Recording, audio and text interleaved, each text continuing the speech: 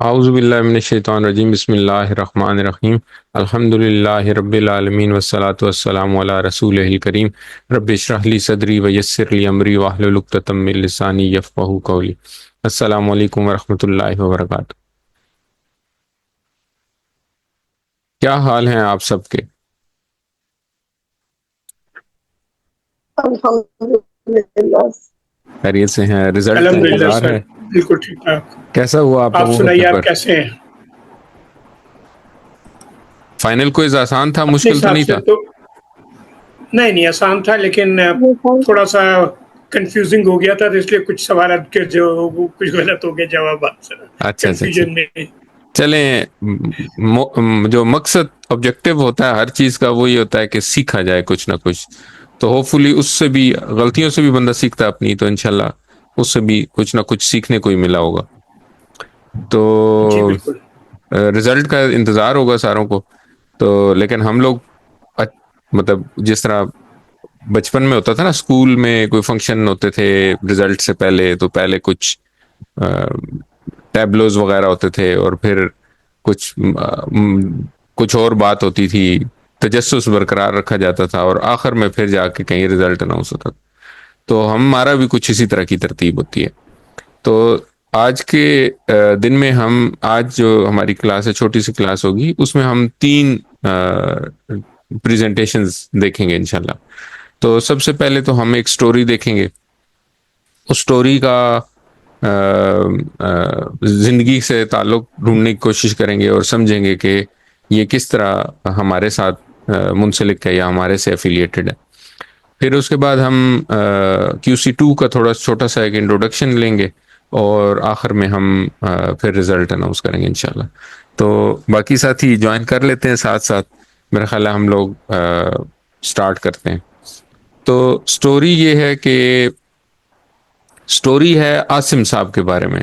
ہماری کلاس میں چونکہ عاصم نہیں ہے کوئی بھی، تو اس لیے کوئی پریشانی کی بات نہیں ہے۔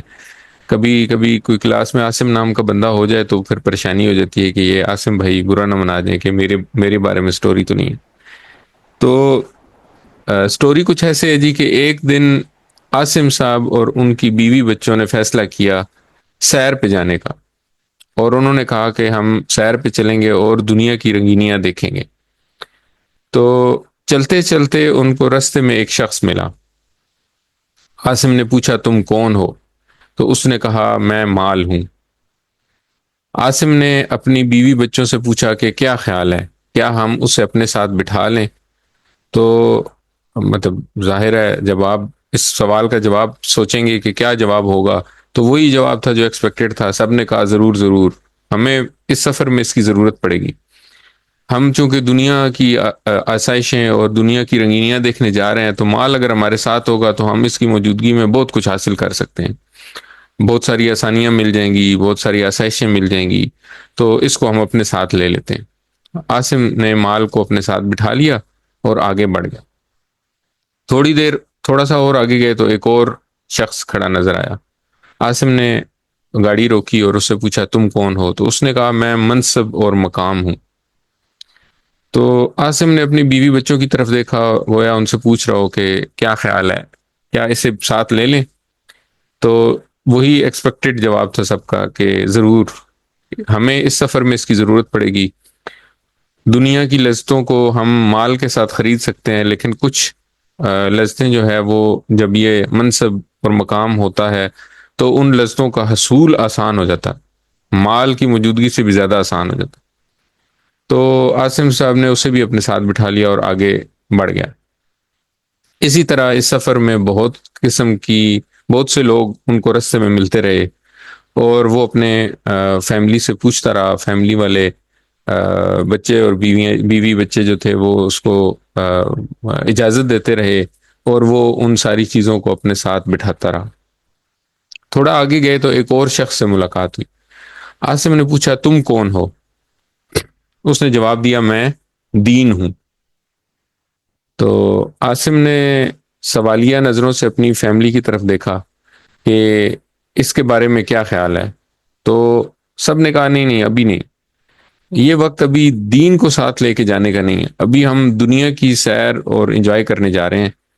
اگر دین ہمارے ساتھ ہوگا تو یہ روک ٹوک کرے گا، یہ کہے گا ایسے نہیں کرو، ایسے کرو، یہ نہیں لو، یہ لو، یہ کام نہیں کرنا چاہیے، یہ کام کرنا چاہیے، اس وقت یہ کام کرنا مناسب نہیں ہے، اس وقت کسی اور کام کا ٹائم ہے. تو وہ اس طرح کی بہت ساری پابندیاں ہمارے اوپر لگا دے گا، اور ہم نہیں چاہتے کہ ابھی یہ پابندیاں ہمارے اوپر ہوں اور ہم انجوائے، اس کی وجہ سے پھر ہم کیا کریں گے کہ ہم انجوائے نہیں کر سکیں گے. لیکن ایسا نہیں ہے کہ بھئی ہم اس کو بالکل ہی نہیں ساتھ بٹھانا چاہتے. ہم ایسے کرتے ہیں کہ ہم تھوڑا سا گھوم پھر کے، تھوڑا سا انجوائے کر کے جب واپس آ رہے ہوں گے نا، تو واپسی پہ ہم اسے اپنے ساتھ بٹھا لیں گے. تو وہ عاصم بھی ایگری ہو جاتا ہے، تو وہ کہتا ہے چلیں ٹھیک ہے. تو اس طرح وہ دین کو پیچھے چھوڑ کر آگے بڑھ جاتے ہیں. چلتے چلتے آگے ایک چیک پوسٹ آ جاتے ہیں. اس چیک پوسٹ پہ کھڑا ایک شخص گاڑی رکواتا ہے اور عاصم سے کہتا ہے کہ وہ گاڑی سے نیچے اترے. عاصم گاڑی سے اترتا ہے تو وہ شخص اسے کہتا ہے کہ تمہارے سفر کا وقت ختم ہو چکا، تو اب مجھے تمہارے پاس دین کی تفتیش کرنی ہے. تو عاصم یہ سن کے تھوڑا پریشان ہو جاتا ہے. پھر وہ اس شخص کو کہتا ہے کہ دین کو میں تھوڑا ہی دور پیچھے چھوڑ کے آیا ہوں، اگر آپ مجھے اجازت دیں تو میں ابھی جا کر اسے ساتھ لے آتا ہوں. تو وہ شخص کہتا ہے اب واپسی تو ممکن ہے، تمہارا وقت یا تمہاری جو مہلت تھی یا تمہارا جو سفر تھا وہ ختم ہو چکا، اب تو تمہیں میرے ساتھ ہی چلنا ہوگا. عاصم کہتا ہے لیکن میرے ساتھ میرا مال ہے، میرا منصب ہے، میرا مقام ہے، میرے بیوی بچے ہیں. تو وہ شخص کہتا ہے کہ یہ سب چیزیں جو ہے نا، یہ تمہیں اللہ کی پکڑ سے نہیں بچا سکتی.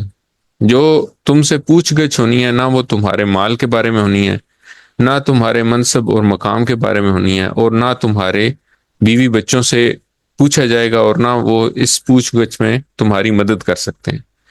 یہ پوچھ گچھ ہونی تھی صرف دین کے بارے میں، دین ہی تمہارے کام آ سکتا تھا، اور اس کو تم نے اپنے ساتھ لیا ہی نہیں. تو عاصم پوچھتا ہے کہ تم کون ہو؟ تو اس کا جواب ہوتا ہے کہ میں موت ہوں، جس سے تم مکمل غافل تھے اور عمل کو بھولے رہے. عاصم ڈرتی نظروں سے گاڑی کی طرف دیکھتا ہے تو وہ دیکھتا ہے کہ ڈرائیونگ سیٹ پہ اس کے بچوں میں سے کوئی بیٹھ چکا ہے، اور اس کے بیوی بچے اس کو اکیلے چھوڑ کے، وہیں پہ اکیلا چھوڑ کے، سارا مال منصب لیے ہوئے اپنے سفر کو مکمل کرنے کے لیے آگے بڑھے. کوئی بھی اس کی مدد کے لیے نہیں اترا. تو اب اگر ہم سوچیں تو یہ سٹوری جو ہے، یہ آپ کو لگے گا کہ یہ ایم ہی بنائی گئی سٹوری، ایسی بنائی گئی ہے. لیکن اگر آپ دیکھیں تو حقیقت تو یہی ہے. عاصم کوئی اور نہیں بلکہ میں بھی عاصم ہوں، ہم میں سے ہر کوئی عاصم ہے، اور وہ اپنی زندگی کے ایک سفر میں بڑھ رہا ہے. دین رستے میں ہمیں ملتا ہے، ہم دین کو چھوڑ دیتے ہیں، اور باقی ساری جو انجوائمنٹس ہیں، دنیا کی جو آسائشیں ہیں، ان کو ساتھ لیتے رہتے ہیں. اب ہم لوگوں کا جو مقصد ہوتا ہے وہ یہ ہوتا ہے کہ بھئی دین ہم نے رکھا ہوتا ہے کہ ہم ایک وقت آئے گا جس وقت ہم اس دین کو بھی سیکھیں گے، اس پہ بھی عمل کریں گے انشاءاللہ. لیکن ہمیں یہ نہیں پتا کہ کیا ہمارے پاس اتنی مہلت ہے، کیا ہمارے پاس اتنا وقت ہے کہ ہم اس دین کو ابھی فی الحال غافل رہیں اس دین سے، اور اس کے اوپر ظاہر ہے جب دین سیکھیں گے نہیں تو اس پہ عمل نہیں کریں گے. تو اس پہ عمل نہ کریں، اور پھر ہمیں اللہ تعالیٰ اتنی مہلت بھی دے دے، زندگی ہمیں اتنی مہلت دے دے کہ ہم واپس ساری آسائشیں، ساری اپنے جو ٹارگٹس ہیں وہ سب کچھ اچیو کر کے، اور پھر ایونچولی ہم اس کو اچیو کر سکیں، اس دین کو اپنے ساتھ لے سکیں، دین کو پھر اس وقت ہم سیکھیں. تو اس کا جواب کسی کے پاس نہیں ہے. ہم میں سے ہر بندہ یہ سمجھتا ہے کہ ہم 70 80 90 سال کی عمر میں جا کے مریں گے، اور اس سے پہلے ہم انشاءاللہ دین سیکھ لیں گے. لیکن ہمارے سامنے ہی ارد گرد، ہمارے ارد گرد، ہمارے رشتہ داروں میں، ہمارے اڑوس پڑوس میں، ہمارے دوستوں میں کئی ایسے لوگ ہمیں معلوم ہیں جن کو 70 80 سال یا 50 سال یا 60 سال کی زندگی کی مہلت ہی نہیں ملی. تو ہمیں کیا پتا کہ ہمارے پاس زندگی کتنی ہے. تو اس لیے ہمیں یہ سوچنا چاہیے کہ ہمیں یہ سمجھنا چاہیے کہ ہم میں سے ہر کوئی عاصم ہے، ہم میں سے ہر کوئی جو ہے وہ اس کو اللہ تعالیٰ دین سیکھنے کا موقع دیتا ہے اپنی زندگی میں، اور ہم میں سے ہر کسی کا ریسپانس جو ہے وہ اس کے بارے میں ڈفرینٹ ہوتا ہے۔ ہم میں سے کوئی جو ہے ان کو فوراً وہ اس دین سیکھنے کی طرف راغب ہو جاتے ہیں، بہت سارے ہیں جو کہ دین سیکھنے کی کوشش کرتے ہیں، اس پہ توجہ نہیں دے پاتے اور پھر اس کو چھوڑ دیتے ہیں، بہت سارے ہیں جو اس وقت دین کو مکمل طور پہ چھوڑ دیتے ہیں اور وہ کہتے ہیں کہ یہ ساری نمازیں، روزے، سب کچھ ہم آخر میں کریں گے، جب بوڑھے ہو جائیں گے تو اس وقت پھر ہم یہ سب کچھ کریں گے۔ تو اس کے بارے میں ہمیں سوچنا چاہیے اور ہمیں یہ دیکھنا چاہیے، اور یہ حقیقت یہ ہے کہ چاہے انسان غریب ہو یا امیر ہو، اس کی جو آخری منزل ہے وہ وہی 2 گز کی زمین ہے، اور 6 فٹ کی زمین ہے اور 2 گز کا کپڑا ہے۔ اس نے دنیا میں سے اور کچھ بھی نہیں لے کے جانا، چاہے وہ دنیا میں جو کچھ اکٹھا کرتا رہے، سوائے ان نیک اعمال کے یا اس وقت کے، اس پیسے کے جو اس نے دین سیکھنے پہ لگایا۔ تو اس لیے ہم سب کو کوشش کرنی چاہیے کہ ہم دین سیکھنے کی کوشش کریں۔ اچھا، اب ہم اس سٹوری کو، یہ جو سٹوری ہے قرآن کریم میں، یہ سٹوری اللہ تعالیٰ نے بار بار یہ بات جو ہے نا یہ ہم لوگوں کو بتائی ہے، لیکن مسئلہ یہ ہے کہ ہم قرآن کریم کو سیکھنے کی نیت سے یا سمجھنے کی نیت سے نہیں پڑھتے۔ ہمیں سکھا دیا گیا کہ قرآن پڑھو، بس عربی کے الفاظ ہیں اور ان کے ہر لفظ پہ تمہیں نیکیاں ملیں گی۔ تو ہم یہ نہیں کہتے کہ نیکیاں نہیں ملیں گی، لیکن جو اس کا اصل پرپز ہے وہ نیکیاں کمانا نہیں ہے، بلکہ اس کو سیکھنا ہے اور اس کو سیکھ کر اس پہ عمل کرنا ہے اور دین اپنانا ہے، خود بھی اپنی زندگی میں دین لانا ہے اور اس کو پھر دوسروں تک پہنچانا ہے۔ تو اللہ تعالیٰ نے قرآن کریم میں ارشاد فرمایا، يا أيها الذين آمنوا لا تلهكم أموالكم ولا أولادكم عن ذكر الله ومن يفعل ذلك فأولئك هم الخاسرون وأنفقوا مما رزقناكم من قبل أن يأتي أحدكم الموت فيقول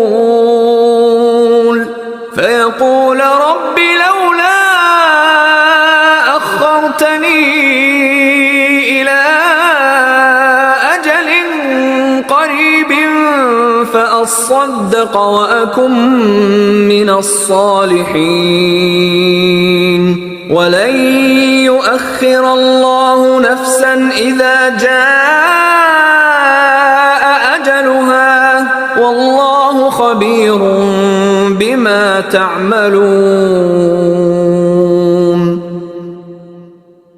ترجمہ، مومنوں، تمہارا مال اور اولاد تم کو اللہ کی یاد سے غافل نہ کر دے، اور جو ایسا کرے گا تو وہ لوگ خسارہ اٹھانے والے ہیں، اور جو کچھ ہم نے تمہیں دے رکھا ہے اس میں سے ہماری راہ میں اس سے پہلے خرچ کرو کہ تم میں سے کسی کو موت آ جائے۔ تو وہ کہنے لگا، اے میرے پروردگار، مجھے تو تھوڑی دیر کی مہلت کیوں نہیں دیتا کہ میں صدقہ کروں اور نیک لوگوں میں ہو جاؤں۔ جب کسی کی موت آتی ہے تو اللہ اس کو ہرگز مہلت نہیں دیتا، اور جو کچھ تم کرتے ہو اللہ اس سے خبردار ہے۔ پھر ایک اور جگہ اللہ تعالیٰ نے فرمایا، ولا بنون يوم لا ينفع مال ولا بنون۔ موت کا دن یا قیامت کا دن، یہ وہ دن ہے جس دن نہ مال کچھ فائدہ دے سکے گا اور نہ بیٹے۔ اور پھر ایک اور جگہ اللہ تعالیٰ کا ارشاد ہے، كل نفس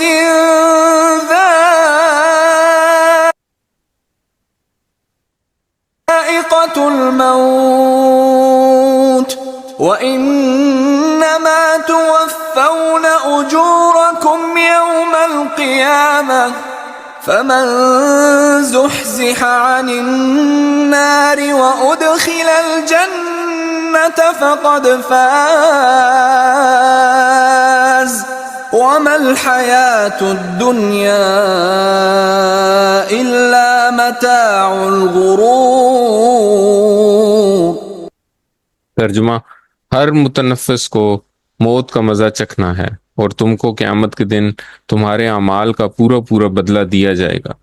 تو جو شخص آتش جہنم سے دور رکھا گیا اور بہشت میں داخل کیا گیا وہ مراد کو پہنچ گیا، اور دنیا کی زندگی تو دھوکے کا سامان ہے۔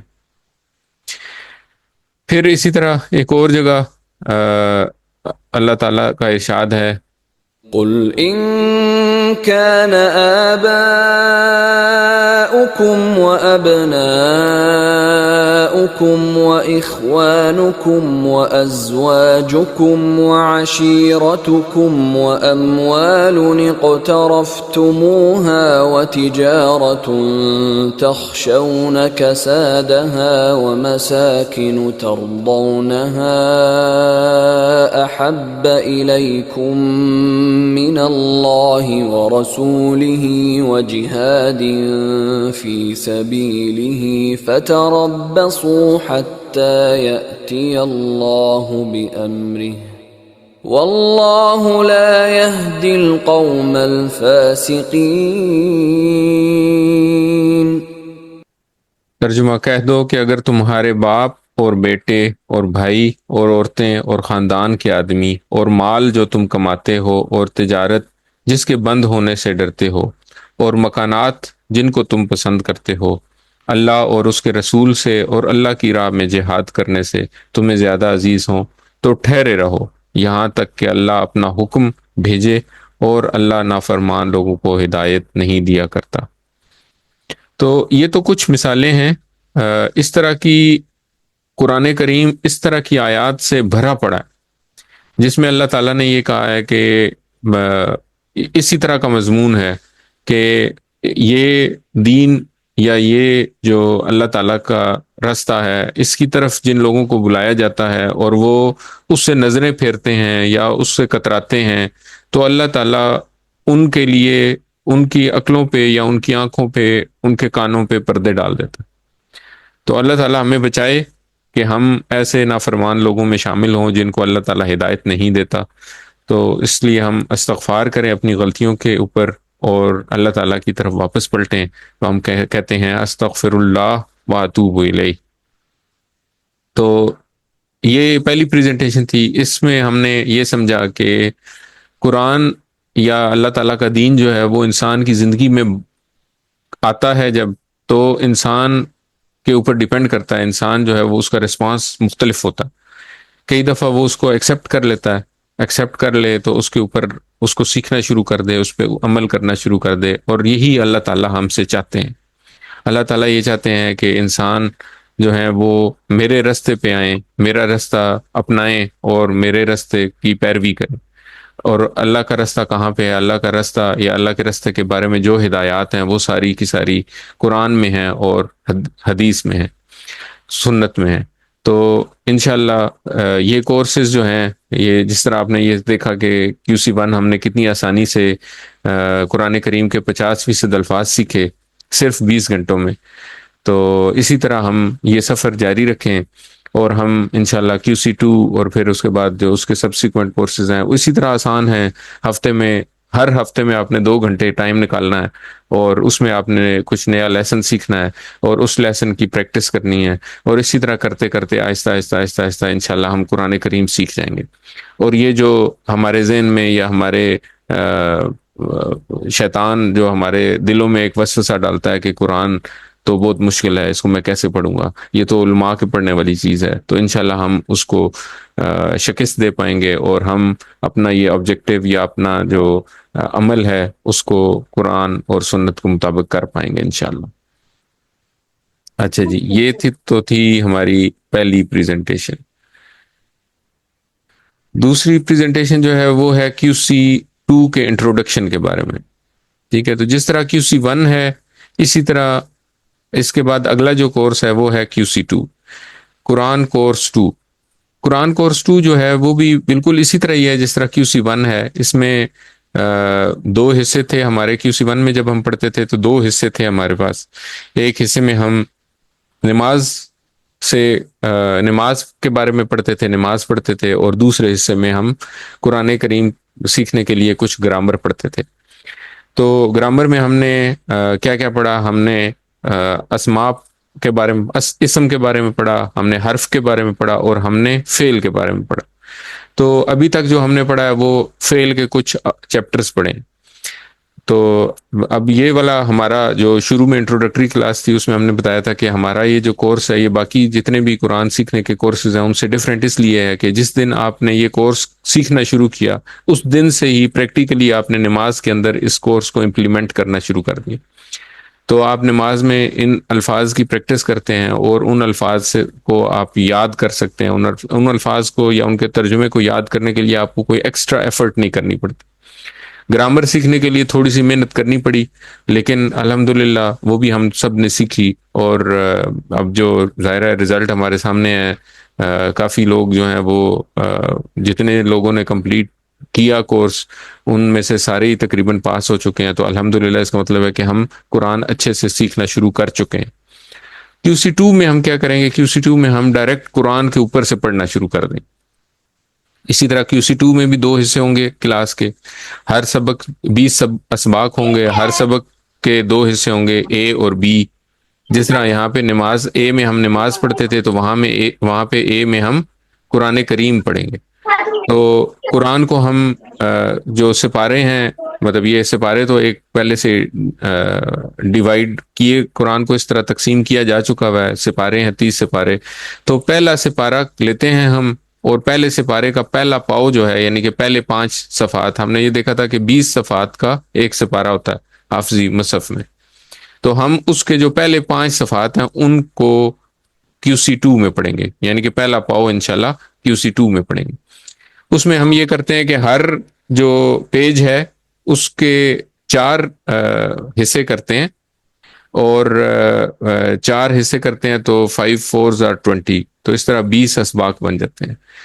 ہر سبق کے پہلے حصے میں ہم وہ جو چوتھا حصہ 1/4 آف اے پیج پڑھیں گے، جو کہ کبھی 1 آیت ہوگی، کبھی 2 آیتیں ہوں گی، اور کبھی 3 آیتیں ہوں گی۔ ان میں جو الفاظ آئے ہیں ان الفاظ کے بارے میں ہم پڑھیں گے کہ یہ الفاظ اسماء ہیں یا افعال ہیں یا حروف ہیں، ان کو پہچاننے کی کوشش کریں گے۔ جو گرامر ہم پڑھ چکے ہیں اس سے ان کو پہچان کے ان کا استعمال سیکھیں گے کہ یہ کس طرح قرآن کریم میں آئے، اور ان کا اس سے ہم ترجمے کو سیکھنے کی کوشش کریں گے۔ تو انشاءاللہ آپ دیکھیں گے کہ جیسے ہی قرآن شروع ہوگا، پہلا سپارہ شروع ہوگا، تو 50% الفاظ تو ہمیں پہلے سے ہی آتے ہوں گے۔ تو صرف 50% الفاظ ہوں گے جو کہ ہم میں نئے لگیں گے شروع میں۔ اچھا، QC2 کا جو گرامر B پارٹ ہوتا ہے، ہر سبق کا B پارٹ جو ہوگا وہ گرامر ہوگا۔ ہر سبق کا B پارٹ جو ہے وہ گرامر ہوگا۔ اس میں ہم افعال کی ایک کیٹیگری ہے جس کو کمزور افعال کہتے ہیں، تو ان کے بارے میں انشاءاللہ ہم پڑھیں گے۔ تو 50% اس میں 50% قرآنی الفاظ سیکھنے کے بعد ہم یہ کورس شروع کرتے ہیں۔ کورس کا اختتام جب ہوتا ہے تو اس کورس میں ہم یہ 5 صفحات پڑھتے ہیں۔ پہلا صفحہ جو ہے وہ قرآن کریم کے جو پہلے 2 صفحات ہیں ان کو ملا کے بنایا گیا ہے، اور باقی دوسرا صفحہ، تیسرا صفحہ، چوتھا صفحہ اور 5واں صفحہ۔ تو یہ پہلا کوارٹر جو ہے پہلے سپارے کا، وہ ہم اس کورس میں پورا کریں گے انشاءاللہ۔ اس کے بعد ہم نے یہ دیکھا تھا کہ قرآن کریم کے ہر صفحے پہ 9 الفاظ ہیں، تو ہم نے ابھی تک تقریباً 5 الفاظ، ان 9 میں سے 5 الفاظ سیکھ لیے ہیں۔ اس کورس کے اختتام پہ ہم مزید 2 الفاظ ان میں سے سیکھ لیں گے، تو ہر سطر میں موجود 9 میں سے 7 الفاظ ہمیں سیکھنے کو ملیں گے۔ پھر اس کے علاوہ قرآن کریم کو سیکھنے کے لیے ہم کچھ اشارے، یعنی کہ پوائنٹرز اور فریزز کا یوز کریں گے۔ پوائنٹرز اور فریزز کو یوز کر کے ہم نئے الفاظ، ان کے معنی سیکھیں گے۔ پھر قرآن کریم کو زندگی میں لانے کا طریقہ سیکھیں گے، مختلف احادیث اور نیک اعمال کی ترغیب کے ساتھ، اور قرآن کریم کے ہر سطر میں آنے والا ایک کمزور فعل۔ ہم نے یہ پڑھا تھا کہ قرآن کریم میں ہر سطر میں 9 الفاظ ہیں، جن میں سے 3 اسم ہیں، 3 افعال ہیں، اور 3 جو ہیں وہ حروف ہیں، 2 حروف ہیں، اور ایک جو ہے وہ اسم فعل یا حرف، تینوں میں سے کوئی ایک چیز اور ہو سکتی ہے۔ تو ابھی تک ہم نے یہ بھی پڑھا تھا کہ جو صحت مند الفاظ، یعنی کہ جو ہم نے فعلا، نصرا، داربا اور سامیہ کے پیٹرن پہ جو الفاظ پڑھے ہیں یہ قرآن کریم میں تقریباً 9000 دفعہ ہیں. 9000 کا مطلب یہ ہے کہ ہر سطر میں ایک لفظ جو ہے نا وہ ان 4 ٹیبلز میں سے آیا. اس کے بعد جو باقی جو 2 لفظ رہ گئے ہیں، 2 افعال رہ گئے ہیں، ان میں سے ایک جو ہے وہ کمزور فعل ہے. ٹھیک ہے، ہم اسے کہتے ہیں کمزور فعل ہے. تو یہ اس کمزور فعل کو سیکھیں گے انشاءاللہ اس کورس میں. تو یہ ہیں اس کے آبجیکٹیوز. تو یہ میں نے آپ کو یہ بتایا کہ 20 اسباق ہوں گے. پارٹ اے میں قرآن مجید کے ابتدائی 5 صفحات پڑھیں گے، پارٹ بی میں گرامر کے کمزور افعال پڑھیں گے، اور اس کے بعد جب ہم یہ کورس کمپلیٹ کر چکے ہوں گے تو جو ہمارے جو بچ جائیں گے الفاظ، یعنی کہ جو ابھی ہمیں نہیں آتے ہوں گے، وہ الفاظ تقریباً ہر لائن میں آن ایوریج 2 الفاظ رہ جائیں گے. یہ مثال کے طور پہ یہ قرآن کریم کا 6واں صفحہ ہے. تو جب 5 صفحے جب ہم پڑھ چکیں گے تو جب 6واں صفحہ کھولیں گے آپ تو 6 صفحے میں آپ کو نئے الفاظ جو ہیں وہ اتنے کم رہ جائیں گے انشاءاللہ. تو اس کو سیکھنے کے لیے ہم ہاتھ کی انگلیوں کا اشارہ لیتے ہیں، اشاروں کے ساتھ ہم سیکھتے ہیں. ہر صفحے کے اوپر 4 اشارے ہیں، اور ہم کہتے ہیں کہ ہر انگلی کے اوپر ہم 4 اشارے رکھ کے تو یہ پورا کورس ہم ایک ہاتھ کے اوپر سیکھیں گے انشاءاللہ. آیات کو پڑھنے کے بعد اس کا ترجمہ اور مختلف شرح کے بعد ہم اس میں سے اسباق نکالتے ہیں، اور اسباق کی روشنی میں اگلا قدم کیا ہوگا؟ وہی جو ہم اس سے پہلے پڑھ چکے ہیں، تذکر اور تدبر. ہم تصور اور احساس کریں گے، اس کے بعد دعا نکالیں گے، ہر آیت میں سے ہم دعا نکالیں گے، اپنے اوپر احتساب کریں گے، اس کے حساب سے ہم آئندہ زندگی کے لیے پلان بنائیں گے، اور کیسے اس پیغام کو پہنچانا ہے باقی مسلمانوں تک اور باقی لوگوں تک، اس کے بارے میں سیکھیں گے. اچھا، اب صحت مند افعال یہ تھے جو ہم نے پڑھے. تو یہ جو ہم نے افعال پڑھے تھے ابھی تک ہم نے ان کا نام نہیں پڑھا تھا، ان کو ہم کہتے ہیں صحت مند افعال. کیوں صحت مند افعال کہتے ہیں؟ کیونکہ ان کے مادے کے جو الفاظ ہیں ان میں سے کوئی بھی کمزور حرف نہیں ہے. کمزور حرف ہم کیسے کہتے ہیں؟ کمزور حرف یہ 3 ہیں، واو، یا الف. اور اس کو یاد رکھنے کا یہ طریقہ ہے کہ جب کوئی بندہ بیمار ہوتا ہے تو وہ کہتا ہے اوئی، تو اوئی میں کیا ہوتا ہے؟ الف، واو اور یا. تو اس طرح ہم یہ یاد رکھیں گے کہ یہ 3 الفاظ جب بھی مادے میں یہ 3 الفاظ آئیں گے تو وہ حرف جو ہے وہ کمزور حرف بن جائے گا. تو جب یہ 3 الفاظ نہیں ہوں گے تو وہ حرف صحت مند حرف ہوگا، اور وہ انہی 4 گروپس کے پیٹرن پہ آئے گا جو کہ ہم نے اس سے پہلے پڑھ لیے. کمزور حروف قرآن کریم میں تقریباً 9000 صحت مند افعال ہیں اور 9000 ہی کمزور افعال ہیں. تو ہر سطر پر ایک لفظ، ہر سطر میں ایک لفظ جو ہے وہ کمزور ہے. اور عام طور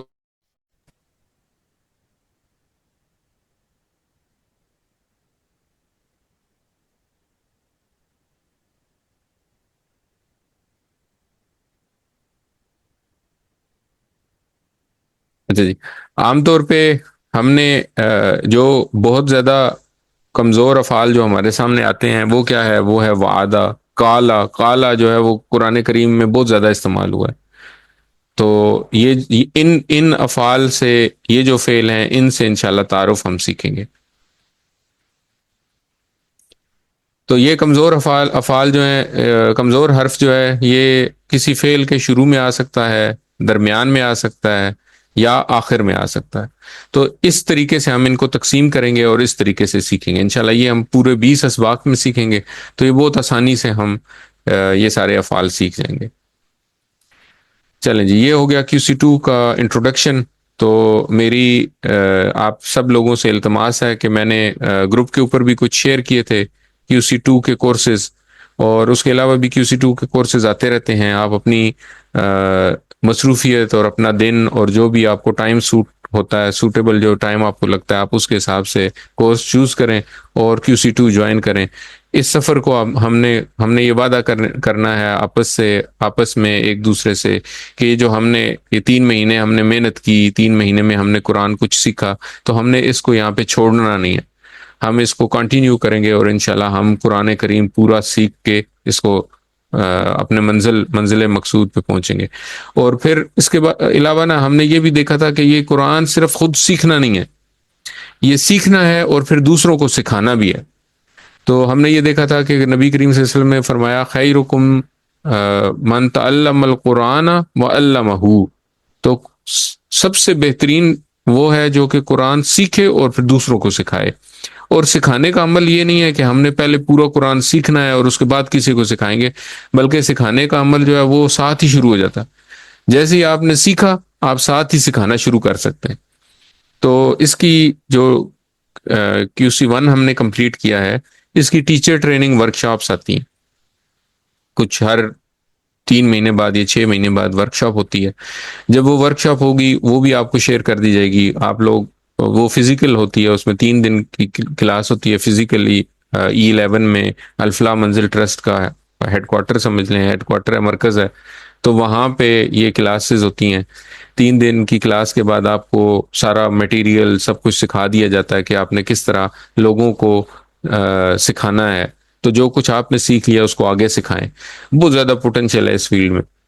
قرآن کریم سکھانے، ہمارے جو مسلمان ہیں بدقسمتی سے 90% مسلمان جو ہیں ان کو قرآن کریم کے بارے میں صرف اتنا ہی پتا ہے کہ قرآن کریم پڑھا کیسے جاتا ہے. بہت سارے تو پڑھ بھی نہیں سکتے. تو ان کو قرآن کریم کا ترجمہ سکھانا، ان کو الفاظ کا مطلب سکھانا تاکہ وہ قرآن سمجھ کے پڑھ سکیں، یہ اللہ تعالیٰ کے دین کی خدمت ہے. تو اس خدمت کے لیے اللہ تعالیٰ نے اگر آپ کو چنا تو آپ انشاءاللہ قیامت والے دن بھی صاحب قرآن جو لوگ ہوں گے، جو قرآن کے ٹیچرز ہوں گے، ان کے ساتھ آپ کو شامل کیا جائے. تو اس کے بارے میں بھی سوچنا ہے، کوشش کرنی ہے، ٹائم نکالنا ہے، اور انشاءاللہ اس سفر کو بھی جاری رکھنا ہے تاکہ ہم نبی کریم کی حدیث کے مصداق بن سکیں، ان بہترین لوگوں میں شامل ہوں جو قرآن خود بھی سیکھتے ہیں اور دوسروں کو بھی سکھاتے ہیں.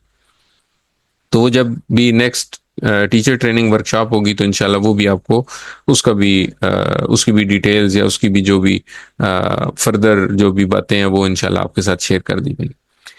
چلیں جی الحمدللہ. تو یہاں پہ ہماری دوسری پریزنٹیشن بھی ختم ہوئی. اب ہم آتے ہیں رزلٹ کی طرف. تو یہ بیچ 857 تھا. میرا نام ڈاکٹر رضوان سلطان ہے، میں آپ کا ٹیچر تھا. اس کورس میں نے آپ کو پڑھانے کی کوشش کی، میں نے کوشش کیا کہ آپ کو قرآن سے کچھ انٹروڈکشن دے سکوں. تو دیکھیں بدقسمتی یہ ہے کہ ہمارے جو انرولڈ اسٹوڈنٹس تھے وہ 41 ہیں، اور ان میں سے ڈراپ آؤٹ اتنا زیادہ ہے کہ صرف 13 لوگوں نے یہ کورس کمپلیٹ کیا. تو اگر آپ نے کورس کمپلیٹ کیا تو الحمدللہ آپ ان 30% لوگوں میں سے ہیں جنہوں نے یہ کورس کمپلیٹ کیا. 70% لوگ بدقسمتی سے کسی مسئلے کی وجہ سے، کسی اپنی مصروفیت کی وجہ سے اس کورس کو کمپلیٹ نہیں کر سکے. تو لیکن انشاءاللہ دوبارہ وہ اگلے کورس میں یا اس سے اگلے کورس میں کہیں نہ کہیں ان سے دوبارہ ملاقات ہوگی. اللہ تعالیٰ ان کے دل میں قرآن کے لیے کوئی رغبت اور محبت پیدا کرے گا، انشاءاللہ وہ بھی آئیں گے. تو 13 لوگوں نے کورس کمپلیٹ کیا. ان میں سے 12 لوگ جو ہیں وہ QC2 کے لیے ایلیجبل ہیں. ایک ہمارے ساتھی جو ہیں وہ کچھ حالات کی خرابی اور کچھ موسم اور آخر میں جو مسئلے مسائل ہو گئے ملک میں، اس کی وجہ سے وہ فائنل ٹیسٹ کوئز بھی نہیں دے سکے اور اپنی ورک بک کمپلیٹ نہیں کر سکے، جس کی وجہ سے ان کو سرٹیفکیٹ آف اٹینڈنس دیا جائے گا کیونکہ انہوں نے اٹینڈ بہرحال کیا تھا. سرٹیفکیٹ یہ ہیں ہمارے محمد حسنین بھائی. تو انشاءاللہ یہ اگلی دفعہ دوبارہ جوائن کریں گے اور پھر سرٹیفکیٹ آف میرٹ تو کم از کم لیں گے تاکہ یہ QC2 جوائن کر سکے. تو سرٹیفکیٹ آف میرٹ جو ہے وہ ملتا ہے 70% سے 90% کے درمیان جن کے مارکس ہوتے ہیں ان کو. تو یہ کس کس کو ملا؟ یہ ہماری سسٹر روبینہ کو ملا، یہ ہمارے عبدالعزیز بھائی کو ملا، یہ ہماری سسٹر رقیہ کو ملا، یہ ہمارے بردر طاہر حسن بٹ صاحب کو ملا، یہ ہماری سسٹر صبا اکرم کو ملا، سسٹر نمرہ کو ملا، اور بردر ضیاء الحق حنفی صاحب کو ملا. تو ان سب لوگوں کو مبارک ہو، آپ QC2 کے لیے ایلیجبل ہیں. آپ کو سرٹیفکیٹ بھیج دیا جائے گا انشاءاللہ. جیسے ہی سافٹ کاپیز ہوتی ہیں سرٹیفکیٹ کی وہ تیار ہوں گی تو آپ کو بھیج دی جائیں گی. یہ جو اسکرین ہے اس کی اسکرین شاٹ لے لیں، اس کے اوپر آپ کے مارکس لکھے ہوئے ہیں. آپ یہ مارکس بتا کے QC2 کے لیے رجسٹر کر سکتے ہیں. وہاں پہ آپ نے اپنے کورس بیچ کا نمبر بتانا ہوتا ہے. بیچ کا نمبر میں نے آپ کو بتایا 857 ہے. ٹیچر کا نام بتانا ہوتا ہے اور یہ ڈیٹا ان کے پاس موجود ہوتا ہے. آپ نے اپنی پرسنٹیج بتانی ہوتی ہے کہ میری پرسنٹیج جو ہے وہ 70% سے زیادہ تھی. اچھا، اس کے بعد ہے جی سرٹیفکیٹ آف ایکسیلنس. تو 5th پوزیشن ہے سسٹر خالدہ امین کی. سسٹر خالدہ نے بڑی مصروفیت کے باوجود انہوں نے کورس کمپلیٹ کیا، ماشاءاللہ بہت بہت مبارک ہو سسٹر، آپ کو 91% مارکس آپ نے سیکیور کیے۔ سسٹر ہما کرامت نے 92.1% مارکس لیے اور ان کی 4th پوزیشن آئی، تو آپ دونوں کو بہت بہت مبارک ہو۔ 90% سے اوپر جو ہوتا ہے وہ سرٹیفکیٹ آف ایکسیلنس ہوتا ہے، اور سرٹیفکیٹ آف ایکسیلنس والے لوگ جو ہیں وہ ٹیچر ٹریننگ ورکشاپ کے لیے ایلیجیبل ہیں۔ QC2 کے ساتھ ساتھ وہ ٹیچر ٹریننگ ورکشاپ کے لیے ڈائریکٹلی ایلیجیبل ہیں۔ جو اس سے سرٹیفکیٹ آف میرٹ والے ہوتے ہیں ان کو ٹیچر ٹریننگ ورکشاپ کے لیے تھوڑی سی امپروومنٹ کرنی ہوتی ہے، تو وہ امپروومنٹ بھی اسی ٹریننگ ورکشاپ سے تھوڑا سا پہلے کچھ وہ زوم کے اوپر ہی کچھ میٹنگ کرتے ہیں، اور اس کے ساتھ وہ آپ کے نمبرز جو ہیں وہ ان کو امپروو کرتے ہیں۔ تو ان لوگوں کو جن کو سرٹیفکیٹ آف ایکسیلنس ملا ان کو تو اس امپروومنٹ کی بھی ضرورت نہیں، وہ تو ڈائریکٹلی ٹیچر بن سکتے ہیں۔ اچھا، اس کے بعد 4th پوزیشن کے بعد آتی ہے جی 3rd پوزیشن۔ تو 3rd پوزیشن ہے ہماری سسٹر شہناز کوثر کی، جنہوں نے 95.3% مارکس سیکیور کیے۔ بہت بہت مبارک ہو سسٹر، اگر آپ ہمارے ساتھ موجود ہیں تو۔ 2nd پوزیشن ہے بردر الیاس کی، ڈاکٹر الیاس نے 96.4% مارکس سیکیور کر کے 2nd پوزیشن حاصل کی۔ اور 1st پوزیشن ہے سسٹر روبینہ وقار کی، جنہوں نے 99.8% مارکس، صرف 0.2% مارکس رہ گئے، وہ پتہ نہیں کیسے رہ گئے، تو 99.8% مارکس یعنی تقریباً 100% ہی ہو گئے، 100% مارکس لے کے انہوں نے 1st پوزیشن سیکیور کی۔ بہت بہت مبارک ہو سسٹر روبینہ آپ کو بھی۔ تو اللہ تعالیٰ آپ لوگوں کا یہ جو جذبہ ہے، یہ جو جوش ہے، اس کو قائم دائم رکھے، اور آپ اسی طرح قرآن سیکھتے رہیں۔ تو میری دعائیں آپ کے ساتھ ہیں، اللہ تعالیٰ آپ سب کو کامیاب کرے، آمین۔ اب آپ لوگوں میں سے کسی نے اگر کوئی بات کرنی ہو تو کریں، ورنہ ہمارا تو یہ ختم ہو گیا، جو بھی پریزنٹیشنز تھیں سب کچھ۔